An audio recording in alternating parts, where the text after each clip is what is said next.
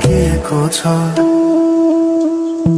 साँझको घाम जस्तै ओझेल पर्यो प्रेम, तर जलिरहेको छ भित्रै त्यो नेम।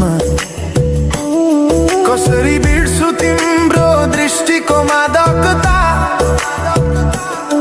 त्यो त मेरो अस्तित्वकै भाग्यता। वर्षौं बिते तर घाउ उस्तै छ, मुस्कानको आवरण भित्र दुःख लुकेको छ। समयले सिकायो बाँच्न तिम्रो बिना,